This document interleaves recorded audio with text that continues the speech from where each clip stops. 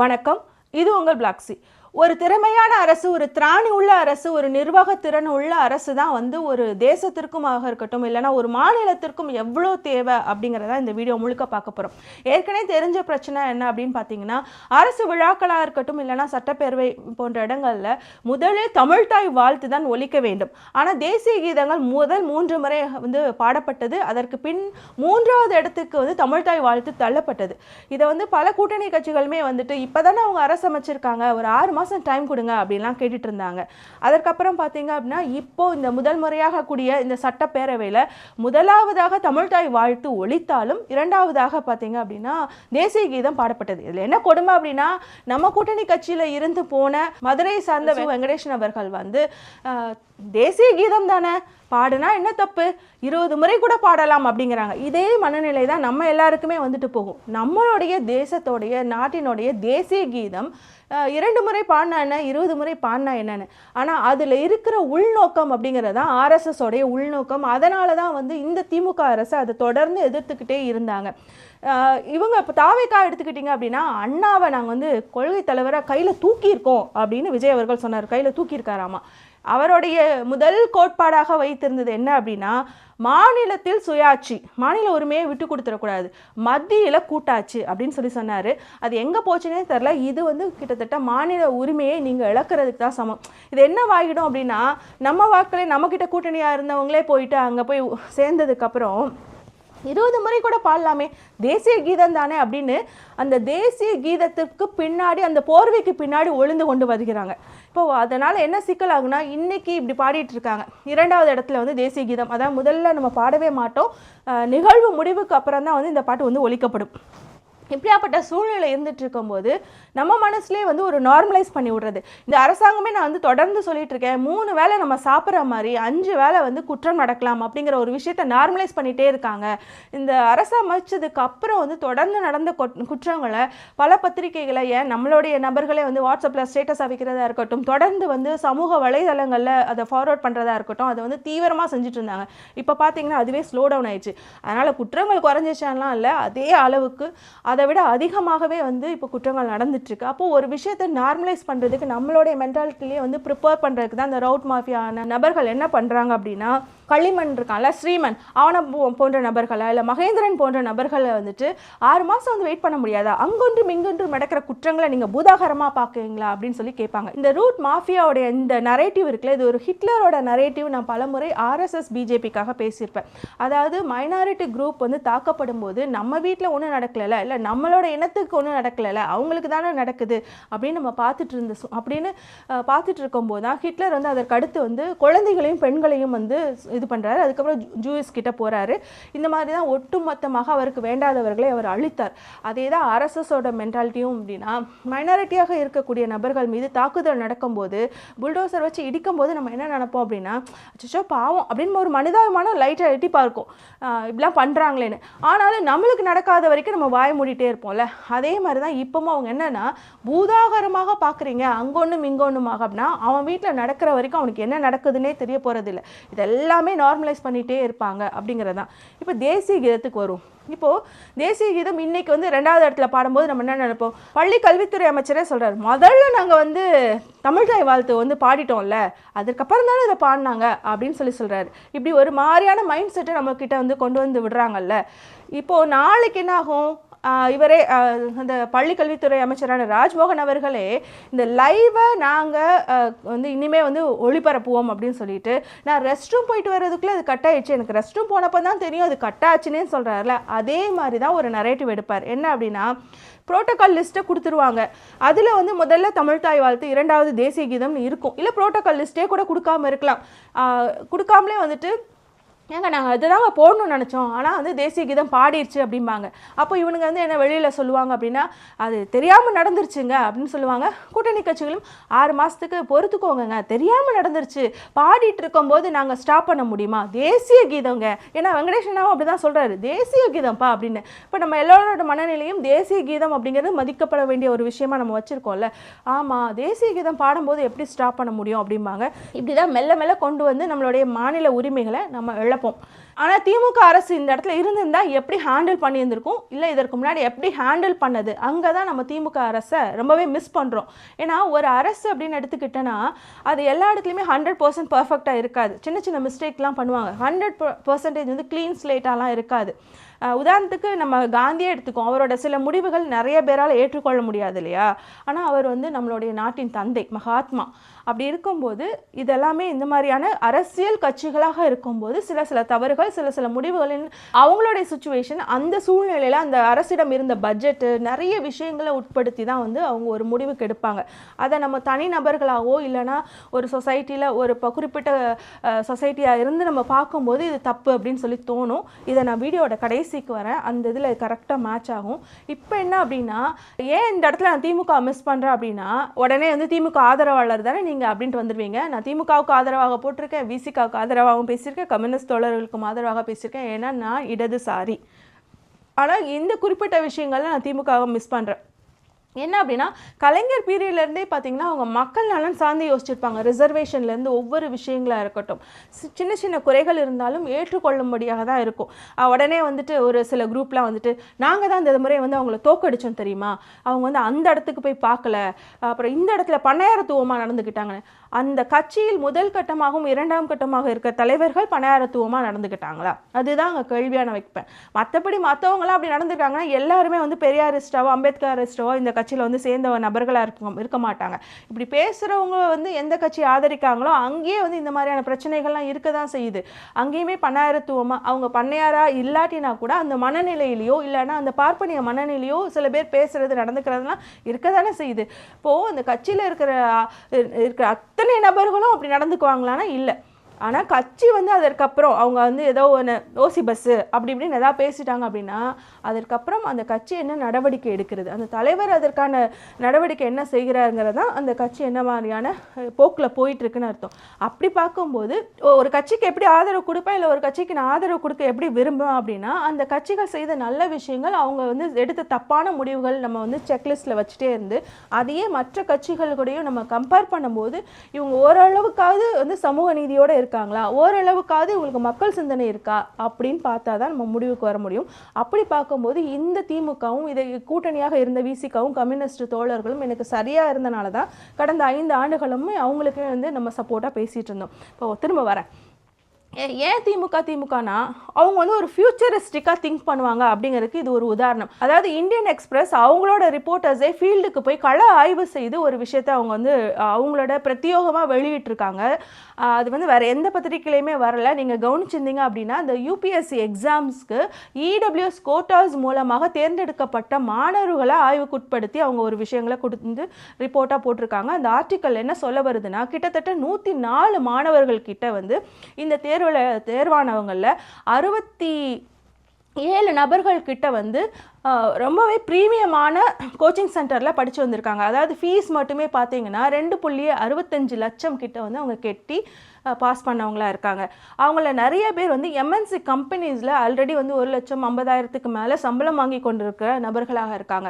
கிட்டத்தட்ட 28 மாணவர்கள் கிட்ட வந்து ப்ரைவேட் ஸ்கூல், அதாவது சீமானோட பசங்கள்லாம் படிக்கிறாங்களா, 35 லட்சம் ஸ்கூல் ஃபீஸ் கட்டி, அந்த மாதிரி லட்சக்கணக்கில் ஸ்கூல் ஃபீஸ் கட்டி ப்ரைவேட் ஸ்கூலில் நல்ல சிபிஎஸ்சி எஜுகேஷன்ஸ், நல்ல எஜுகேஷன்ஸ் உள்ள ஸ்கூலில் படித்த பசங்க. அப்போ ஃபீஸ் எவ்வளோ இருந்திருக்குன்னு பார்த்துக்கோங்க. ஏன்னா நான் முதலே சொன்னேன் இடபிள்யூஎஸ் கோட்டாவில் போனவர்கள். அதுக்கப்புறம் கிட்டத்தட்ட வந்து 28 மாணவர்களுடைய பேரண்ட்ஸ் வந்து பிஸ்னஸ் ஆண்டர்ப்ரனர்ஸாக இருக்காங்க. இதில் வந்து ஒரு 16 மாணவர்கள்கிட்ட ஐஐடி என்ஐடி போன்ற பெரிய யூனிவர்சிட்டியில் படிச்சுட்டு இருக்கிற மாணவர்கள். இவங்கெல்லாம் இடபிள்யூஎஸ் கோட்டாவில் வராங்களா? இந்தியாவில் பொறுத்த வரைக்கும் எப்படி டேக்ஸ் சப்மிஷன்லாம் இயங்கும், என்னெல்லாம் பண்ணலாம் அப்படிங்கிற அந்த லூப் ஹோல்லாம் உங்களுக்கு தெரிஞ்சிருக்கும். அப்போது இடபிள்யூஎஸ் அப்படிங்கிற ஒரு விஷயத்தை கொண்டு வந்து அதுக்கு 8 லட்சம் வந்து வருஷத்துக்கு வருட வருமானமாக இருக்கலாம் அப்படின்னு கொண்டு வரும்போது 1 லட்சமோ இல்லை 2 லட்சமோ வருட வருமானம் இருக்கிற அந்த பெற்றோர்களின் மாணவர்கள் இந்த மாதிரியான ஸ்கூல்ஸ்லையோ இல்லை இந்த மாதிரியான கோச்சிங் சென்டர்ஸ்க்கோ போக முடியுமா? அப்போ யாரோட விஷயத்தை இவங்க வந்து எடுத்துக்கிறாங்க அப்படிங்கிற யோசிக்கணும். இடபிள்யூஎஸ்ஸே வந்து ஒரு தேவையில்லாத ஒரு ஆணி தான். பொருளாதாரத்தில் பின்தங்கிய நபர்களாக இருக்கிறவங்களுக்கு ஸ்காலர்ஷிப் கொடுக்கலாம். எப்படி வந்து நீங்கள் ரிசர்வேஷன் கொடுக்க முடியும் அப்படிங்கிறதா கேள்வியை நம்ம திரும்ப திரும்ப வச்சுட்டு இருக்கோம். சரி, அதுலேயாவது ஒரு நியாயம் வேண்டாமான்னு பார்த்தீங்கன்னா 8 லட்சம் இதை வந்து அவங்க பார்டர் லைனாக வச்சுருக்காங்க. இந்த மாதிரியான விஷயங்கள் இதன் மூலமாக பாதிக்கப்படுது.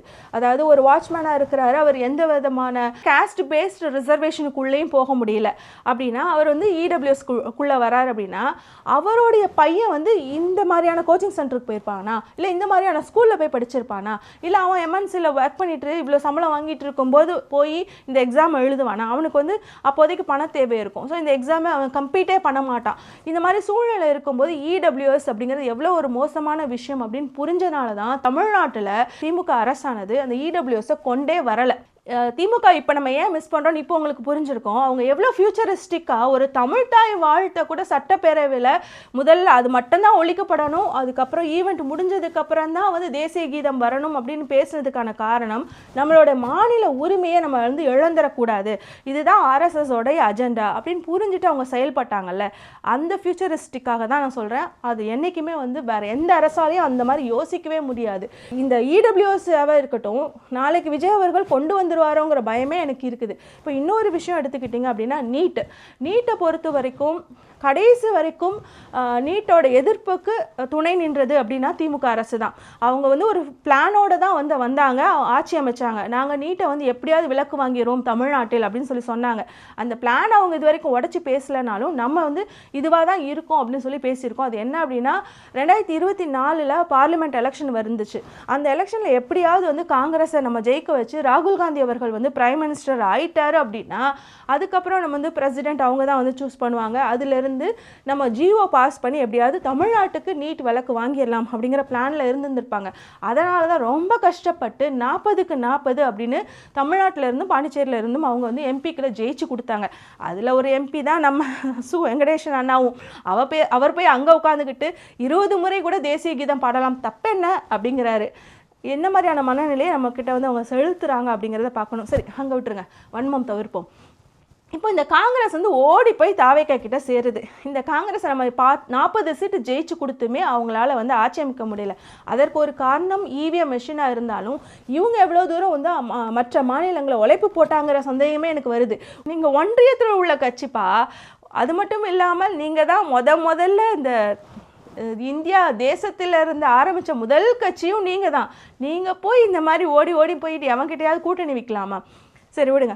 இப்போது என்ன அப்படின்னா, நான் திரும்ப வரேன். இந்த நீட் எக்ஸாமுக்கு கடைசி வரைக்கும் திமுக வந்து எதிர்ப்பு தான் தெரிவிச்சுட்டு இருந்துச்சு. அவங்களோட முடிஞ்சிச்சோ முடியலையோ, அதுக்கான விலக்கு வாங்க முடியலையோ, ஆனால் அவங்களோட நிலைப்பாடு அப்படிங்கிறது மாறவே இல்லை. இந்த விஜய் அவர்கள் வந்து ஆட்சிக்கு வர்றதுக்கு முன்னாடி என்ன சொன்னார் அப்படின்னா, ஒரு மேடையில் நீட்டு தான் ஒரு படிப்பா, மருத்துவம் தான் ஒரு படிப்பா, ஏன் அதை தவிர்த்து படிப்பே இல்லையா அப்படிங்கிற ஸ்டாண்டு தான் எடுத்தார். ஆனால் ஆட்சிக்கு வந்ததுக்கப்புறம் நீட்டுக்கு எதிர்ப்பான கோரிக்கைகளை நான் வைப்பேன் அப்படின்னு அவர் சொன்னாலும் அவரோட ஸ்டாண்ட் அப்படிங்கிறது அந்த தேர்தலுக்கு முன்னாடியே தெரிஞ்சிச்சு, இவர் நீட்டுக்காக பேசக்கூடிய நபர் இல்லை அப்படின்ட்டு. சரி, இப்போ என்ன நடந்துச்சு அப்படின்னா, திராவிட கழகத்தை சார்ந்த மாணவர்கள் வந்து முதல்ல இந்த நீட்டுக்கு எதிர்த்து போராட்டம் தொடங்குறாங்க, அவங்கள அரெஸ்ட் பண்ணுறாங்க. அதுக்கப்புறம் எஸ்எஃப்ஐ வந்து, அதாவது சிபிஎம்மோடைய ஸ்டூடெண்ட் ஃபெடரல் அந்த இயக்கம் வந்து என்ன பண்ணுறாங்கன்னா ஒரு போராட்டத்தில் குதிக்கிறாங்க. அவங்களே நேற்று குண்டக்கா தூக்கிட்டு போய் அரெஸ்ட் பண்ணியிருக்கு இந்த தாவேக்கா அரசு. இதில் முக்கியமாக என்ன கவனிக்கணும் அப்படின்னா, சிபிஎம் எப்போ போய் இருந்து தாவேக்காவில் ஜாயிண்ட் அடித்ததோ அப்போவே வந்து எஸ்எஃப்ஐ மாணவர்களும் போயிட்டு முதல்வர் விஜய் அவர்களை சந்திச்சுட்டு வராங்க. ஆனால் அவங்க போயிட்டு வந்த அடுத்த நாளே ஏபிவிபி, அதாவது ஆர்எஸ்எஸோடைய ஸ்டூடெண்ட் இயக்கமும் போய் அவங்கள சந்திச்சுட்டு வந்து வெளியில் வந்து அவங்க ஒரு பேட்டியுமே கொடுக்குறாங்க. கிட்டத்தட்ட 18 கோரிக்கைகள் கிட்ட நாங்கள் வச்சோம், அதில் 10லேருந்து 12 வரைக்கும் வந்து இந்த முதல்வர் அவர்கள் எங்களுக்கு செஞ்சு தருவேன் அப்படின்னு உறுதி கொடுத்துருக்குறாரு அப்படின்னு சொல்லியிருந்தாங்க. சரி, ஓகே, நம்ம எதுவும் கான்ஸ்பிரசி பேச வேணாம். இப்போ என்ன அப்படின்னா, எஸ்எஃப்ஐயும் போய் பார்த்துட்டு வருது, ஏபிவிபியும் பார்த்துட்டு வருது. இதே வந்து திமுக அரசாக இருந்தால் ஏபிவிபி போய் பார்த்துருக்குமா அப்படிங்கிற கேள்வி இருக்குல்ல. இதே திமுக அரசு இருந்திருந்தால் இந்த நீட் எக்ஸாமில் மாணவர்கள் போராடிட்டு இருக்காங்கன்னா அவங்களும் போய் கூட உட்காந்துருந்துருப்பாங்க. அவங்களுக்கு ஆதரவு கொடுத்துட்ருக்கிற இந்த திராவிட கழகமும் போய் உட்காந்துருக்கும். இந்த பிரச்சனையை எப்படியுமே வந்து ஒன்றியத்துக்கிட்ட கொண்டு போயிருந்திருப்பாங்க. ஆனால் இங்கே என்ன நடக்குது, அரெஸ்ட் பண்ணி தூக்கி உள்ளே போடுறாங்க. அரெஸ்ட் பண்ணினோடனே இன்னொரு டாபிக் வந்திருக்கும் உங்களுக்கு. நான் அதுக்கு தான் வந்து முதல் தொடக்கத்திலே சொன்னேன், எந்த ஒரு அரசையும் வந்து நம்ம 100% தூய்மைவாதம் பார்க்க முடியாது, நாங்கள் தான் வந்து திமுக அரசை வந்து தோக்கடித்தோம் அப்படின்னு நிறைய பேர் பேசிகிட்டு இருக்காங்களே. அதில் ஒன்று தான் வந்து நம்ம புளியந்தோப்பு மோகன் அவர்கள் அவர் வந்து தேர்தலுக்கு முன்னாடியும் திமுக வந்து ஒரு கார்ப்பரேட் கைக்கூலி, அதுக்கும் பிஜேபிக்கும் எந்த வேறுபாடும் இல்லை அப்படின்னு சொல்லிட்டு சேனலாக போயிட்டு பொங்குன்னு பொங்கியிருந்தார். அதுக்கப்புறம் தோத்ததுக்கு அப்புறமே வந்துட்டு எப்படி நாங்கள் தான் காரணம் வேற ஒரு அமைப்பினர் வந்து சொல்லிட்டு இருக்காங்களோ அதே மாதிரி இவருமே வந்து நாங்கள் தான் காரணம், இதுதான் காரணம் திமுக தோற்பதற்கு அப்படின்னு சொல்லி சொன்ன விஷயம் தான் தூய்மை பணியாளர்களில் என்னோட ஸ்டாண்ட் என்னன்னு கேட்டிங்கன்னா, நான் ஆகஸ்ட் மாதம் 2025 நான் ஒரு வீடியோ போட்டிருப்பேன். அந்த ஸ்டாண்டு தான் யார் ஆட்சிக்கு வந்தாலும் யார் கவர்மெண்ட் ஃபார்ம் பண்ணாலும் அதுதான், அந்த ஸ்டாண்ட்லேருந்து மாற போகிறது இல்லை. விசிகா தலைவரான எங்களுடைய அண்ணன் தொல் திருமாவளவன் அண்ணாவுமே என்ன பேசியிருந்தாங்கன்னா, ஃபர்ஸ்ட்டு வந்து இதுக்கு கண்டிப்பாக உங்களுக்கு வந்து கார்ப்பரேட் கிட்ட கொடுக்கக்கூடாது, அரசு வேலையாக தான் இருக்கணும் அப்படின்னு பேசியிருந்தாரு. அதுக்கப்புறம் அவருடைய பிறந்தநாள் மேடையில் நான் என்ன ஸ்டாண்ட் எடுத்துனோ அதே மாதிரி தான் அவருமே பேசியிருந்தார். ரொம்ப பிரமிப்பாகவும் இருந்துச்சு. அவர் சொல்ல வந்த விஷயம் இதுதான். இதுவுமே கைண்ட் ஆஃப் என்னுடைய ஒப்பீனியன் தான். இதை தாண்டி நான் நிறைய இந்த ஒப்பீனியனுக்கு ஏன் வந்தேங்கிறதுமே ஆகஸ்ட் மாதம் பேசியிருப்பேன். ஸோ அந்த ஸ்டாண்ட்லேருந்து நம்ம எப்பயுமே மாற போகிறதில்ல, யார் ஆட்சிக்கு வந்தாலும் யார் ஆட்சி அமைத்தாலும். இப்போ நம்மளோட கேள்வி என்னென்னா, எங்களால் தான் வந்து திமுக தோற்று போச்சு அப்படின்னு வேற ஒரு விஷயத்துக்கு வேற நபர்கள் வந்து காரணம் சொல்கிறதா இருக்கட்டும். அதே மாதிரி தான் வந்து புளியந்தோப்பு மோகன் தோழர் அவர்களுமே வந்து நிறைய இடங்களில் ஆட்சி அமைப்பதற்கு முன்னாடியும் திமுக தோத்தே போகும், அது வந்து ஒரு கார்ப்பரேட்டோட கைக்கூலி, அதற்கும் மோடிக்கும் வந்து பிஜேபிக்கும் எந்த வித்தியாசமும் இல்லை அப்படின்னு பேசியிருப்பாரு. திமுக தோற்றதற்கு அப்புறமும் இதனால தான் தோத்துச்சு அப்படின்னு சொல்லி பேசியிருப்பாரு. இப்போ அவங்கெல்லாம் எங்கே அப்படின்னா, ஏன்னா ஒடுக்கப்பட்ட சமூகத்திற்காக தாழ்த்தப்படப்பட்ட சமூகத்திற்காகவே நாங்கள் நிற்கக்கூடிய நபர்கள் அப்படின்னு பேசக்கூடிய, ஏன்னா இந்த பிரச்சனை வரும்போது நீலம் பப்ளிகேஷன்ஸ்லேருந்து தான் அவங்க தொடர்ந்து அதை வந்து பப்ளிஷ் பண்ணிகிட்டே இருந்தாங்க. ஸோ என்னோட கேள்வி, இந்த மக்களுக்காகவே நிற்கிறோன்னு சொன்ன ரஞ்சித் அண்ணா எங்கே, நீலம் எங்கே, புளியந்தோப்பு மோகன் அவர்கள் எங்கே, நம்மளுடைய அக்கா ஷாலின் மரியா எங்க, இவங்கெல்லாம் எங்கங்கிற கேள்வி தான். இப்போ எல்லாரும் வந்து திமுகவை வீழ்த்திட்டோம், தாவேக்கா வந்துருச்சு, விஜய் வந்துருச்சு அப்படின்னு மகிழ்ச்சி கொண்டாட்டத்தில் நீங்கள் வந்து என்ன நடந்தாலும் பரவாயில்ல, நாங்கள் எதையுமே கேட்க போகிறதில்ல அப்படின்னு வாய் மூடி இருக்கீங்களா, வாய் மூடி பேசிகிட்டு இருக்கீங்களா அப்படிங்கிற கேள்வி தான். அதை தாண்டி வந்து இது வரைக்கும் எந்த சமூக குற்றங்களுக்கும் எந்த சமூக பிரச்சனைக்கும் எதற்குமே எந்த அரசுக்கு எதிராகவும் வாய் திறக்காமல் இருந்த நடிகை அம்பிகாவாக இருக்கட்டும், மதுவந்தியாக இருக்கட்டும், அதற்கப்புறம் சிங்கர் அவங்க நம்ம சின்மயி அவர்கள், அவங்களுமே இந்த பிரச்சனையில் போய் வந்து நின்னாங்க. இப்போ அவங்கெல்லாம் என்ன பண்ணிகிட்டு இருக்காங்கங்கிற கேள்வி தான். அப்போ இவங்களை பொறுத்த வரைக்கும் ஒடுக்கப்பட்ட மக்களுக்காகவோ இல்லை ஒரு பிரச்சனை நடக்குது அப்படின்னோடனே அதோட தீவிரம் உணர்ந்தோ அந்த மக்கள்கிட்ட போய் மக்களாக நிற்கிறாங்களா, இல்லாட்டினா வெறும் திமுக எதிர்ப்போடு போய் நிற்கிறாங்களா அப்படிங்கிற கேள்வி தான். நம்ம எவ்வளோ விஷயத்தில் ஆராய்ந்து பார்க்கும்போது திமுக சிறப்பாகவே செயல்பட்டிருக்கு. அந்தந்த சூழ்நிலைக்கு ஏற்ப, அந்தந்த பட்ஜெட்டுக்கு ஏற்ப, அந்தந்த சமயங்களில் அவங்க முடிவு எடுத்திருக்காங்க. ஒரு சில முடிவுகள் அவங்க தவறாக எடுத்திருந்தாலும் அட்லீஸ்ட் காது கொடுத்து கேட்குற நிலைமையிலையாவது இருந்தாங்க. அவங்க வந்து மக்கள் வந்து ஒரு போராட்டம் செஞ்சுறாங்க அப்படின்னா அந்த முடிவுகளை வந்து கைவிடப்பட்டிருக்கு. அதுக்கப்புறம் வந்து எதிர்கட்சியினர் வந்து ஏதாவது எதிர்ப்பு தெரிவித்தாங்க அப்படின்னா அது ரீசனபிளாக இருந்துச்சுன்னா அந்தந்த முடிவுகள் கைவிடப்பட்டிருக்கு. இல்லை திராவிட இயக்கங்கள் வந்து இதை நீங்கள் பண்ணாதீங்க, இது சரியில்லை அப்படின்னு சொன்னாலோ, இல்லைன்னா அந்த திமுக ஆதரவாளர்களாக செயல்படக்கூடியவர்கள் வந்து அவங்க ஒரு சின்ன குரூப் வச்சுட்டு ஒரு இயக்கமாக இயங்கிட்டு இருப்பாங்க. இருந்தாலும் அவங்க சொல்கிறாங்க அப்படின்னா அதையுமே காது கொடுத்து திமுக அரசு கேட்டிருக்கு. அவங்க முடிவை எந்த காரணத்துக்காகவோ எதற்காகவோ வந்து எடுத்திருந்திருக்கலாம். அதற்கு பல காரணங்கள் அரசியல் ரீதியாகவும் இருந்திருக்கலாம், பண ரீதியாகவும் இருந்திருக்கலாம். ஆனால் கடைசியில் அவங்க வந்து அந்த திட்டத்தை கொண்டு வந்தாங்களா, செவி சாய்த்தார்களா, மக்களுக்கு சமூக நீதி இயக்கங்களுக்கு செவி சாய்த்தார்களா அப்படின்னா செவி சாய்த்தார்கள். ஆனால் விஜய் அவர்கள் அது செய்வாரா, இவங்கெல்லாம் மற்றவங்களாம் வந்து இந்த மாதிரியான கேள்விகளை விஜயை நோக்கி வந்து கேட்பார்களா அப்படிங்கிற கேள்வியோடு நான் இந்த வீடியோவை முடிச்சுக்கிறேன்.